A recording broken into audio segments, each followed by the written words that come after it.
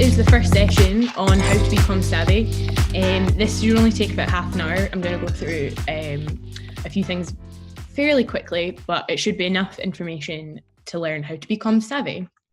So first thing that we're going to cover is comms plan examples. What is network mapping and social network analysis? What is stakeholder mapping? And how do you do these types of mapping? And then a little bit on finding your audience. So we're going to do a bit on finding your audience, but next week, next Tuesday the 11th, we're going to talk a little bit more about finding your audience, broadcast and dissemination, and then obviously creating content and getting your content out there and what kinds of content you might want to create. So this is a first example of a comms plan, what you might want to start with. So the background, what's your purpose? I don't really talk about current state, but your aims for your thing, for your project or your process. So we're not going to talk too much about PB because you could actually use these comms plans for anything you do, whether it's a project, a PB process, something that you're just trying to get out to people. So you want to have an outcome. So what are the tasks required that you need to get out to people? What do you need to do? Do you need to create a plan? Do you need to have a sort of resource list that you're going to implement?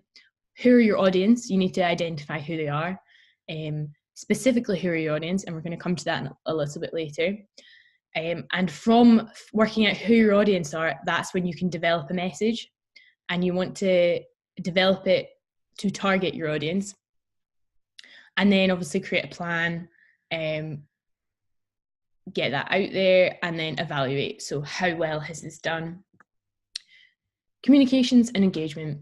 So it's a good idea sometimes to actually just create lists. So what products do you want to create communications wise? A product is like, is it a poster? Is it a message? Is it a tweet? Is it, different types of communication product? Who are your audience? So is it a group of young people? Is it a group that work in construction? Specifically, who are your audience? What is the method? So how are a group of young people, or how are you going to engage them most? What is the impact? When are you going to target them? And who? So who else can get your message out there? Not just you. Is there anyone else that can help? So this is another sort of communication plan. So stakeholder, I'll come to in a little bit. What are your objectives? So what do you want to come out of your communication plan? Who do you want to target? What is the project or proposal? So are you wanting people to come along to an event? Are you wanting people to join up online to do something? Are you wanting people to buy your brand? So this is what you want the outcome to be. What is the message content? Delivery. So how are you going to get this out there? How are you going to get the message out? And what is your time frame? And this is another example of what it could look like. So your audience, message type, delivery method, schedule, and then the source. So this is another important thing, is message source. So who's the owner of the message? So it's not necessarily always you. You could get other people to send out your message.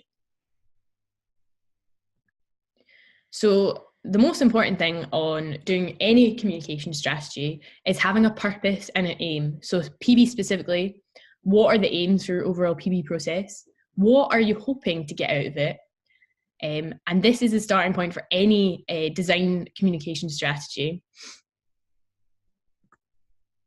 So Andrew Brightwell, my colleague, in our podcast, How to Be Comms Savvy, he said, you can produce as much material as you like, but if you haven't thought about who your audience is and how you get to them, then forget it. And I think that really resonated. And where are you starting from? So how does this fit alongside other opportunities? What makes this meaningful for citizens? So what else is out there? Is there already community or council meetings that include citizens into decision making? So this is specifically around PB. And what are they? So is there things out there that you could connect with? Or are you starting from scratch? Is there no one involved in any sort of decision making or community council meetings at the moment? So what is out there that you could latch onto where people are already talking, and that's already a meaningful event or meeting for citizens? What resources and opportunities are there that you can build from? So again, is there things already out there? Are there already opportunities? So are there events that are already happening? Resources? Is there already organizations out there that could help? And you have to make some choices early on.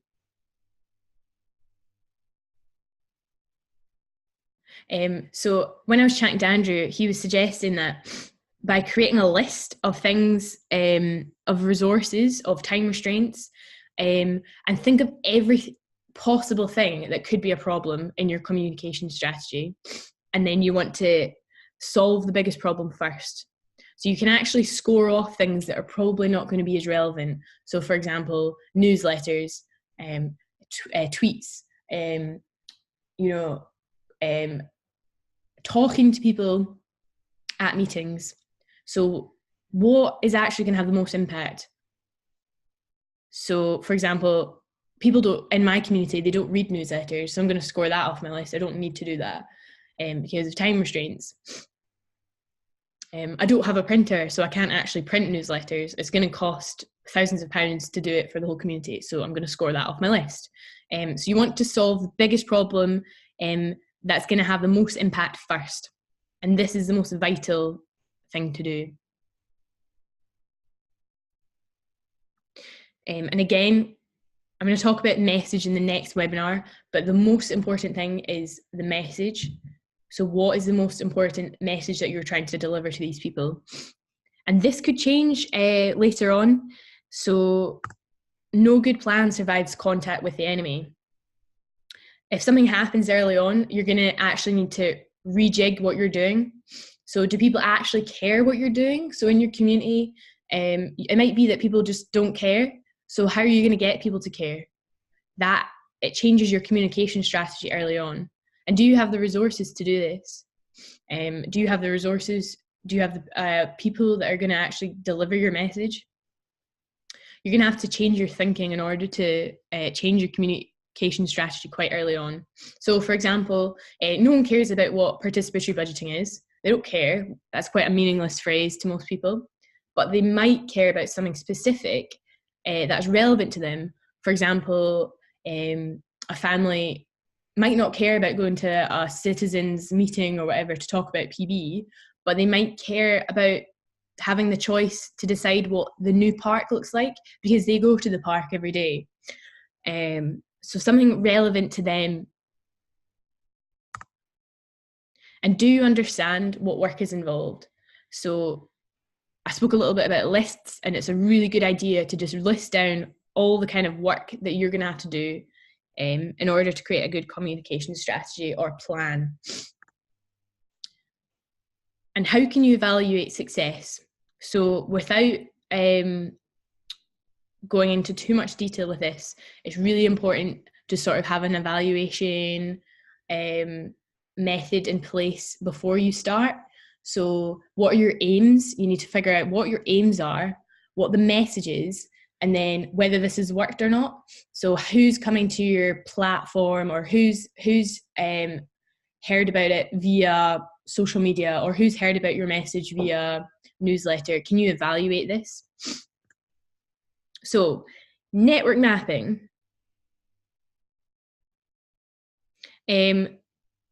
So if you're doing a straightforward comms process, for example, just trying to get to a small community or a small target group of people, doing a massive network mapping process is not necessarily going to be useful, but understanding the principle behind it is good in understanding how you might reach people.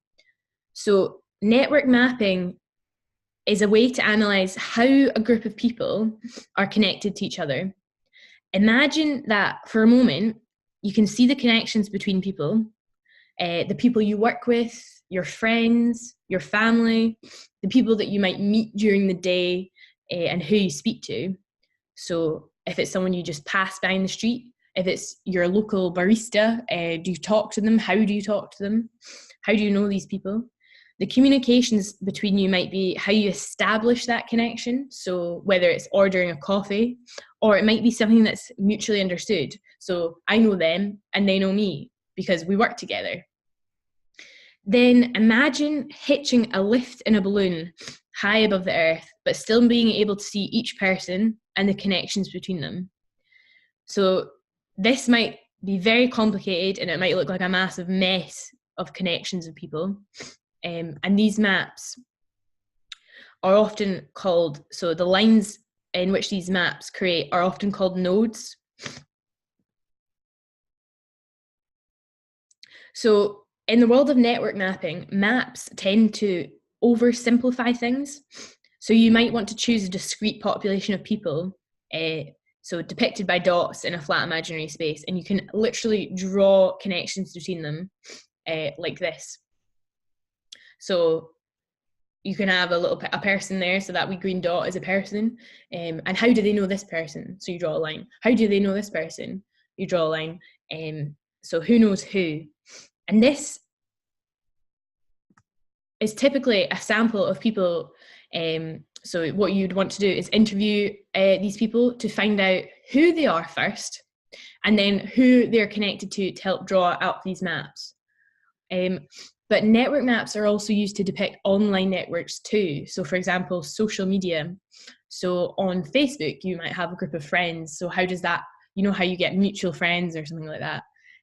So you can literally work out who knows who, and it can be via community groups online, Twitter, so that person knows that person, or they're mutual friends, or they know someone that you want to get in touch with, and you can literally draw out a map, but there's also digital tools to help you do this. So it's unlikely you'll want to spend all your time interviewing people for a really accurate network map, but you might want to think briefly how different people are related to each other, and to think about how the information that you want to give out, so the message that you're wanting to give out, can be spread amongst these people. So how are they going to talk to each other? Do they talk to each other?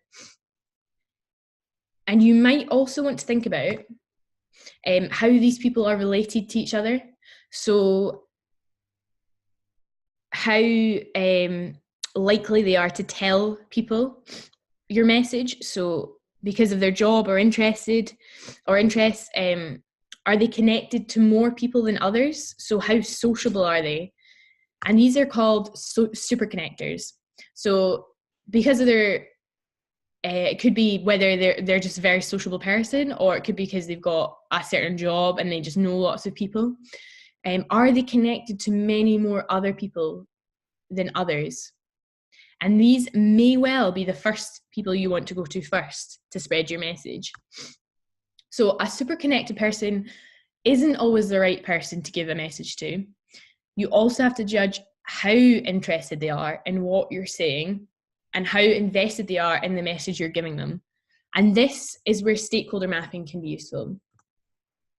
So there are different ways to map the stakeholders to a project or message, but one of the simplest and most effective techniques is to actually just brainstorm a long list of people and groups you already know, who might have some investment in what you're doing.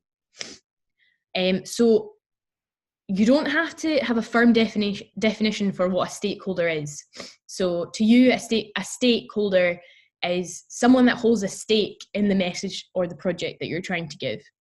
It's actually better to be less prescriptive about who you include, because you're trying to let as many people know what you're doing as possible.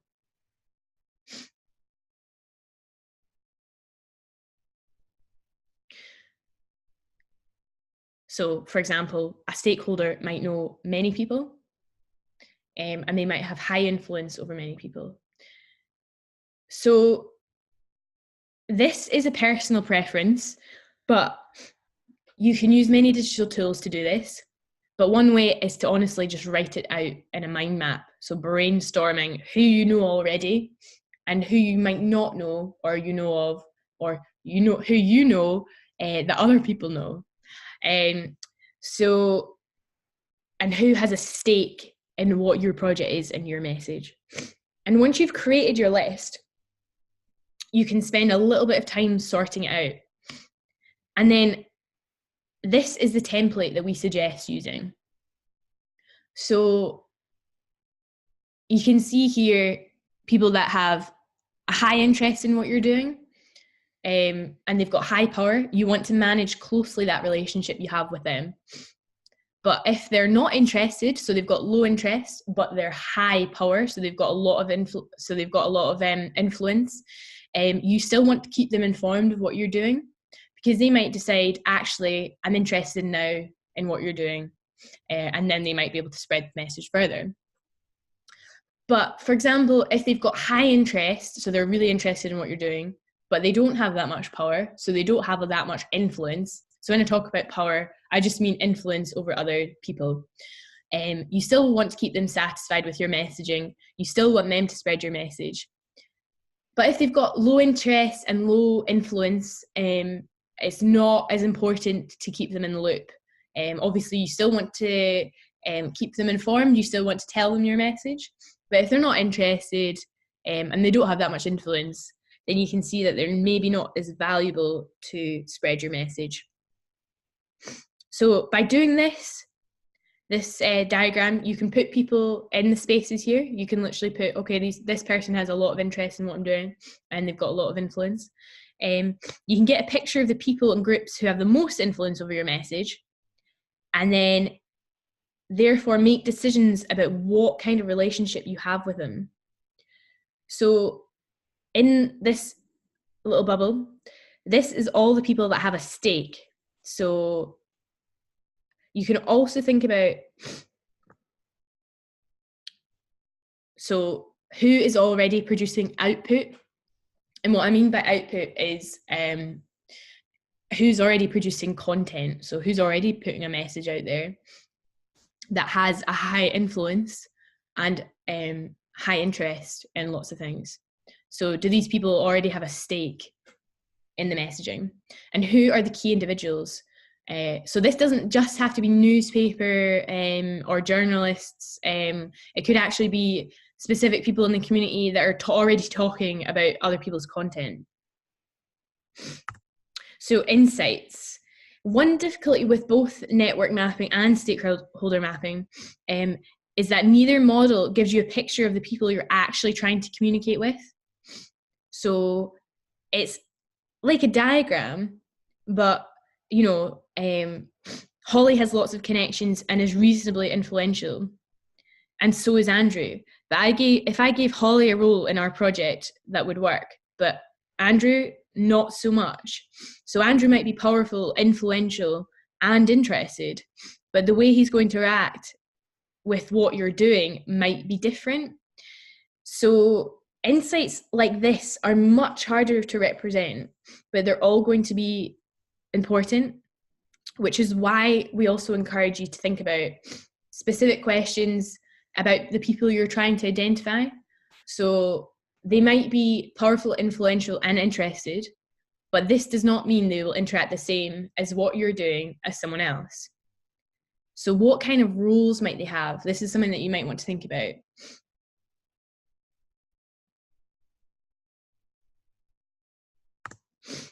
And this is where I'm going to talk a little bit about sneezers and influencers.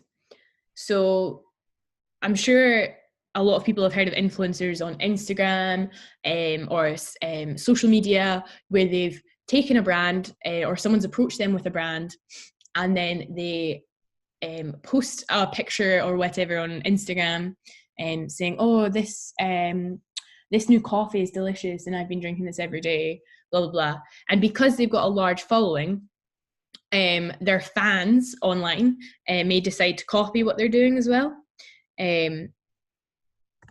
So Seth Godin talks about these people as sneezers. So people who have a tendency to share interesting or new ideas. So one way to think about this is to consider who you think is likely to want to talk about what you're doing and how. And are there already people that share good news and interesting ideas out there? And do you know these people? Or do you know, if they're already on Twitter or they're already quite active online? So people who have an interest already in sharing new ideas.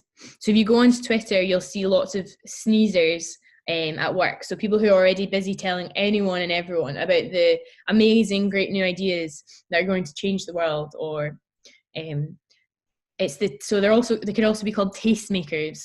So these people are quite a good target to get in touch with. So these people don't just spread news; they're actually activating their own fans and followers to action when they have something to say. But it's also important to recognize that not all companies see the need for social media, because it can be quite difficult to evaluate the impact that it's having on. So, you can get sort of social media analytics and things like that. But with influencers and sneezers, it can be a little bit more difficult to see whether someone has done something because of them or because of another marketing strategy, because of the branding or the project or whatever else. So marketing has a similar word, influencers, which is what I just spoke about, whose following and influence is sufficiently powerful.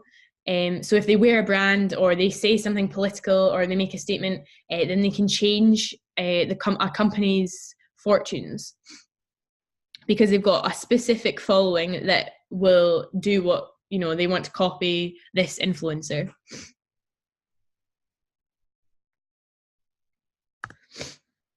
Okay, so I'm going to talk a little bit about audience, but we're going to talk a bit more about this next week. So who are the audience and who are you targeting? So in the sort of realm of PB, is your project in a community or city? So you need to think about the size of your audience and who you're targeting. And what are the demographics? What's their age? Are they residents? Are they based in a certain neighbourhood?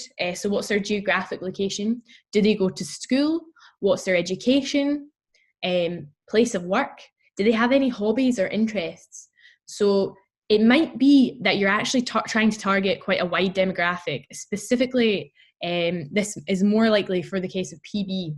So you still want to kind of write a list of all these demographics, and it could be that you've already got an audience and they're actively engaged, but you're wanting to target a group that are not actively engaged. So you want to be able to work out the demographics for this group of people.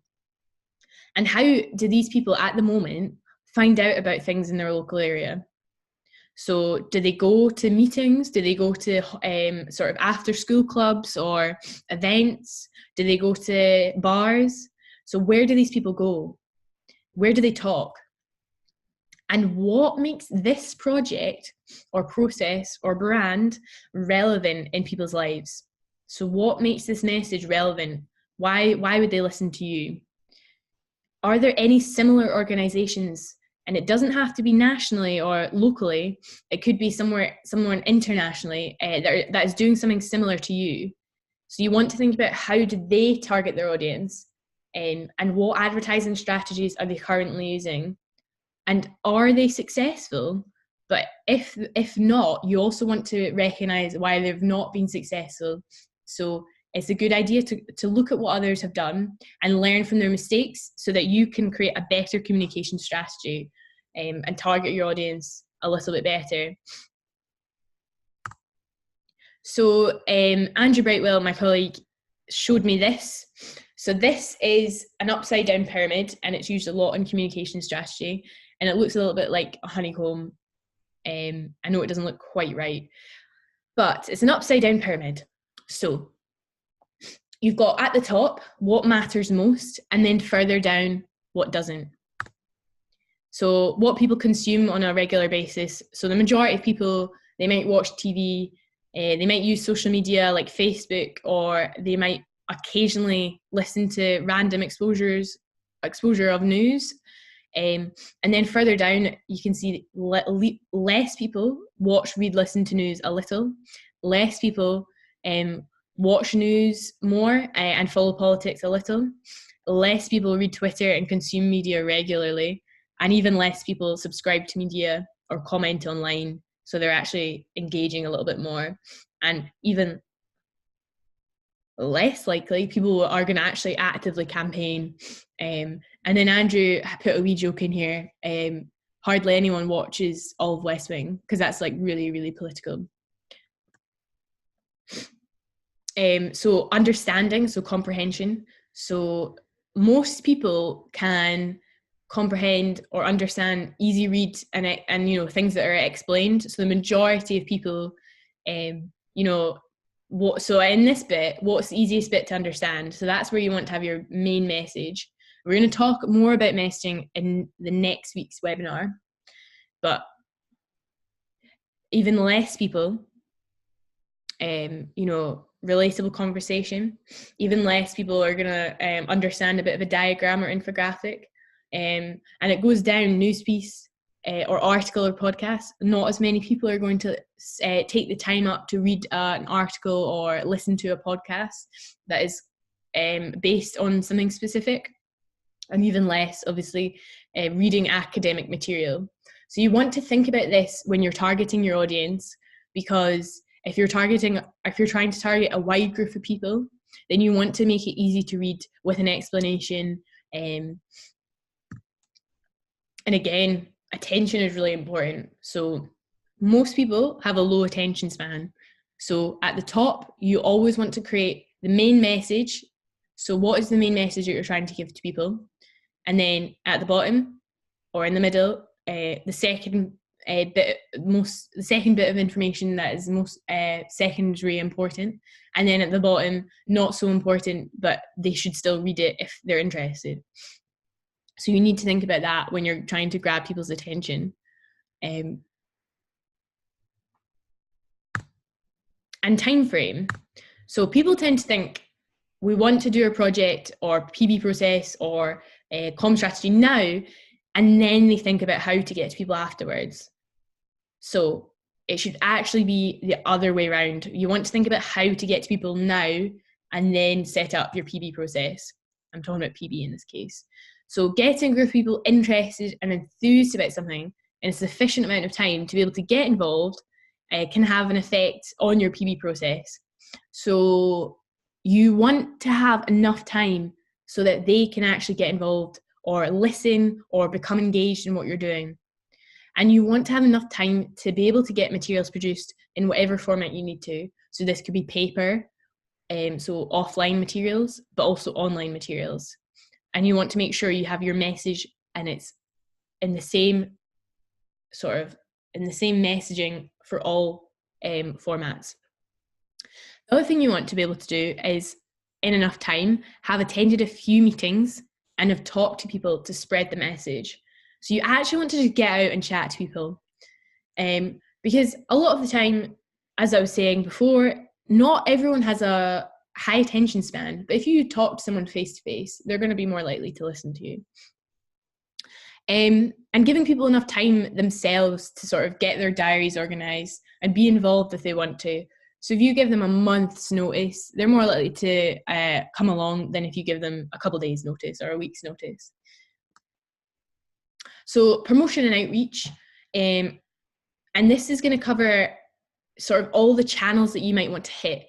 And this is talking about social media, so Facebook, Twitter, Instagram, LinkedIn, Google Mail, MailChimp, things like that. So how you can actually promote what you're doing and outreach, how are you going to actually get out to people.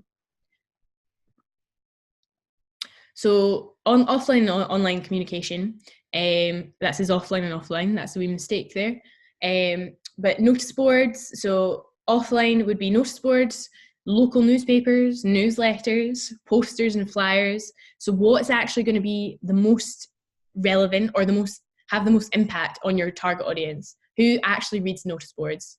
Who actually reads local newspapers or a poster? And where are you going to put these? So if you're going to put a poster or a flyer out and you're trying to target young people, you might want to think about putting these in schools or places of education or where people go, you know, after school clubs or at uni groups, things like that. And and networks of people in established community groups. So where you could actually just go and talk to people in person. So if there are community groups set up, or local clubs, you can actually just go and chat to people, and where are people meeting and where are they talking, and what groups already exist. So what's already going on? Are there tenants and residents associations? Are there community groups? And are these on social media? So a lot of the time there will be community groups, but they might actually be up on social media, and they might be private. So you might need to ask permission to add yourself onto it before you can post any advertisement or messaging. So you can search for these community groups where information and discussions are already being held, and that way it's quite good to get a conversation going with people as well. And the last thing, I spoke a little bit before, but evaluation. So with some of the digital tools, with participatory budgeting, going online means you can use various metrics to evaluate your process, including like social media analytics. So are people listening to your message or coming to your event through this social media platform? And how many, who and when are they accessing this? And if so, who's contributing to the dialogue or the conversation and when? And this is more related to PB, but who's voting and when? So is it close to the time that is it close to the event or the deadline? And are they changing their minds and they're not turning up to the event anymore? So you can also get feedback analysis. So, sending a sort of easy poll where people can just tick a button and say, yes, I heard about this via a newsletter or via word of mouth or via Facebook or whatever. But again, it's really important to ask people, was this meaningful? So when you're coming back for next year and you're trying to do your campaign or your communication strategy again, you really want to find out, was this meaningful to citizens, and why? So some of the digital tools to help you with comms, we're going to go over this next week. So next week, we're going to be talking about broadcast and dissemination. So digital tools or apps for creating comms or network mapping or stakeholder mapping. So next week, we're going to talk a bit about that. And again, a little bit more about offline and online communication and the importance of doing both. Generating content, messaging. So how are you going to generate a message? The importance of that and the importance of messaging. And again, a little bit more on who the audience are. So next week, how to be comm savvy, session 2. And then we're going to talk a little bit about making the case for digital PB in another webinar, community mapping, inclusion in digital, and then security verification in GDPR. And that's us for today. Thank you very much for listening.